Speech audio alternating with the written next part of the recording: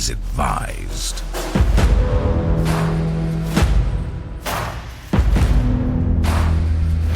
This is 10-Minute Murder.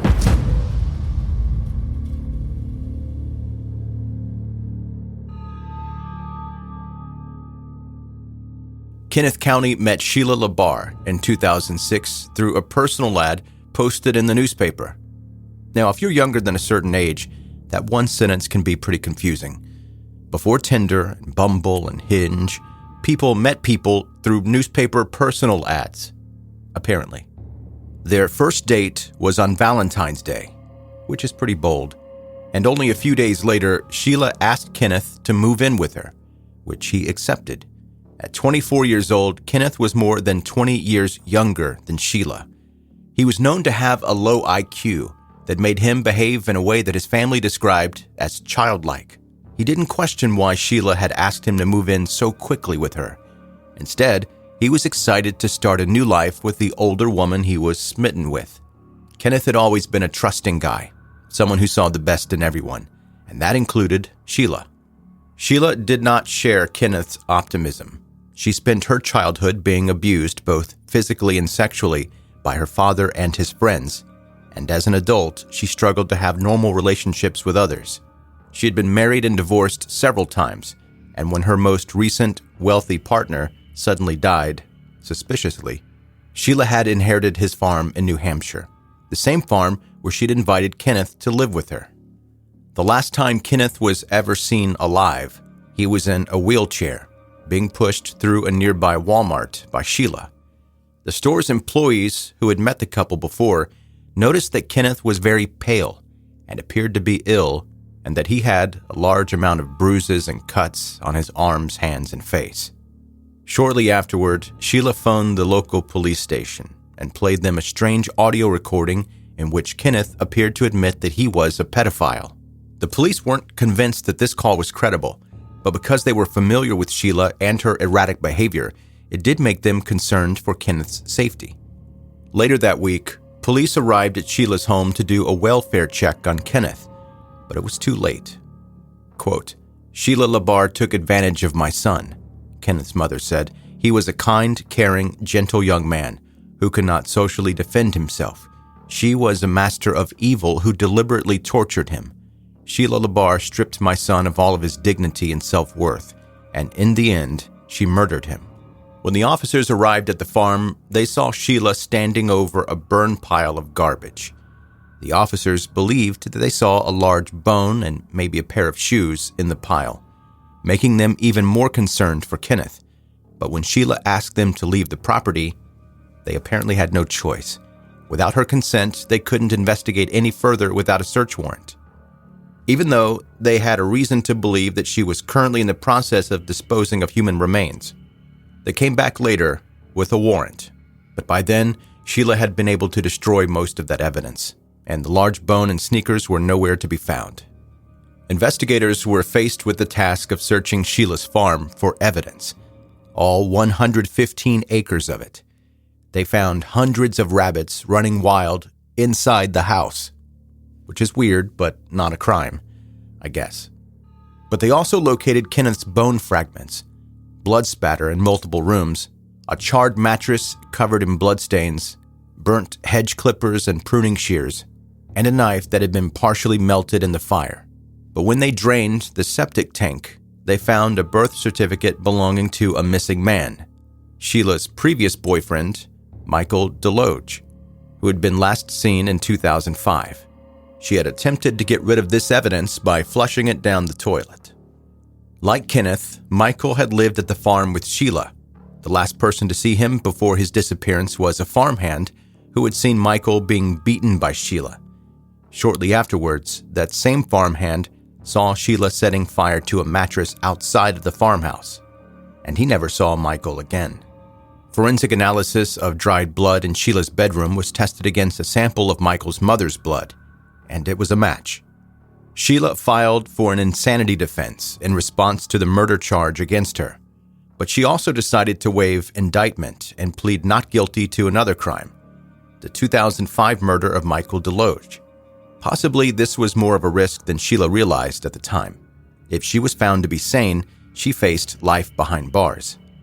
Because Sheila had now pled not guilty by reason of insanity to both crimes, she had officially implicated herself in Michael's death as well as Kenneth's. There would be no chance for her to argue that she had not been the one to kill Michael. All she could do was argue that it had been because of her mental illness. That meant that, at trial, the prosecution didn't need to prove that she had killed both men.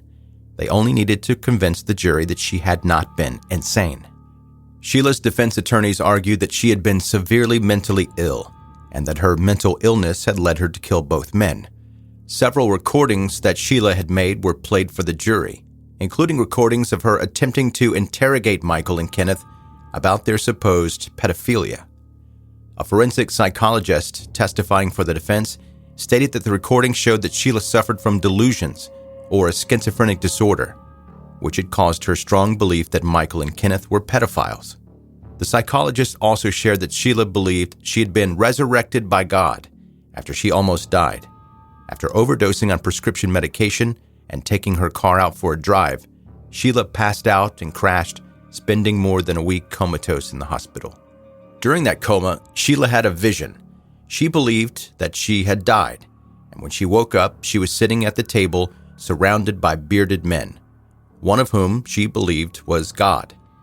God told Sheila that he was going to send her back to Earth as an avenging angel because she hadn't completed her life's purpose. He ordered her to get revenge on the kind of men that had abused her throughout her childhood by hunting down, torturing, and killing pedophiles. Throughout the investigation, police found no evidence that either Michael or Kenneth were attracted to children or engaged in any pedophilic activities at all. Sheila's defense attorneys used this as a part of their argument, insisting that there was no way that Sheila could have become convinced that both men were pedophiles if she were sane. The forensic psychologist for the state testified about his assessment of Sheila. He told the court that he had interviewed Sheila for several hours at a time on 3 separate occasions, and that he had also done an in-depth review of Sheila's case file, more than 8,000 pages. During this assessment, he'd found plenty of disturbing information about Sheila. She suffered from fits of rage and had a long-standing obsession with pedophilia and pedophiles. And the forensic psychologist admitted that Sheila's obsession may have led to isolated psychotic episodes. But he did not believe that there was sufficient evidence that Sheila murdered her victims due to mental illness. The forensic psychologist played the court snippets from some of his interviews with Sheila. In one recording, Sheila states that Kenneth's death had been an accident, and that she had decided to burn his body to prevent his mother from seeing it, not because she was trying to hide evidence. In another recording, Sheila states that she was essentially forced to murder Michael because he was terrorizing her by torturing and killing her pet rabbits. A completely different story from Sheila's previous insistence that she'd killed Michael because he was a pedophile. Quote, Sheila answered questions well. She tried to explain away evidence that made her look bad, the forensic psychologist said. That is not what someone sees over many hours in a person who is psychotic. On the 20th of June, 2008, the jury reached their verdict. After 13 hours of deliberation, they found that, despite her claims, Sheila LaBarre had been sane at the time she killed both Michael and Kenneth. In response, the 2 victims' families began to clap and cheer. Kenneth's mother, Carolyn, said, "This is for my son. For 2 years, my son could not rest. Now he can rest." Many people involved in the case believe that Michael and Kenneth weren't Sheila's only victims.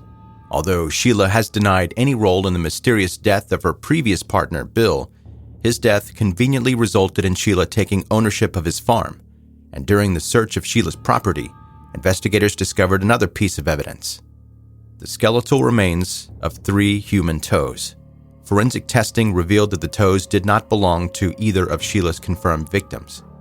But the DNA of the toes didn't match any profiles that the police had on file. Either someone conveniently died on the farm, only leaving 3 toes behind, or all of Sheila's crimes have yet to be discovered. That is 10-Minute Murder for today. Brief and bingeable true crime. I'm Joe, the host, and thank you for listening today. If you're new to 10-Minute Murder, I appreciate you taking the time out of your day to check it out. Hope you enjoyed it. If you did, please subscribe. you can more easily catch up on all the back episodes. And also, when you open the app, wherever you'd like to listen to the podcast, when you open the app, it's right there waiting for you. You don't have to go searching for it every single time. Connect with me on social media. See the pictures of what we're talking about here in the podcast. It's never gross and graphic stuff, though. If you'd like to contact me, my email address is joe@10minutemurder.com. And if you like this episode, please leave a rating and review on Apple, Spotify, Audible, any place that's possible. I really do appreciate your positive feedback. And our email question today.